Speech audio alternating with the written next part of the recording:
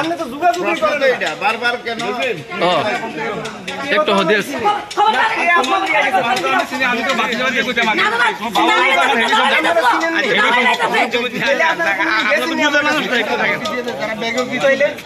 কি ছিল ঘটনাটা? আমি তো মনে করেন সকাল 10টার দিকে দোকানে বসে আছি, তখন হঠাৎ করে দুজন লোক আছে এসে আমাদের চাষ করতে আসে। আমার দোকানে লোকছে দিকা এই আপনি ওষুধ দিয়েছেন, আমি চমদনদারি করি সাধারণ টুকটাক আয়ুর্বেদিক ওষুধ দিয়েছি। তখন তারা আমার অনেক ধমকি টমকি দিছে এই যাই বেশি টুকটাক যা বেশি 50,000 টাকা দিয়ে দেবো তার। আপনার আয়ুর্বেদিক লাইসেন্স আছে না? আছে। তো তখন এই 50,000 টাকা দাবি করেন, আমি কী দেবো 50,000 টাকা, কারণ ব্যবসা করতে গেলে দিতেইব। তখন আমি তারা লোক কিছু কথা তর্কাতর্কি হয়েছে, তারা মানতে আসে না।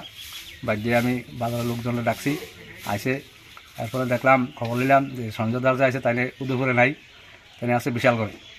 তখন আমার একটু সন্দেহ হয়েছে তাই নিয়ে কেন আইলো এই জায়গা, এসে আমার টাকা দিতে হবে, হুমকি ধুমকি দিতে আছে।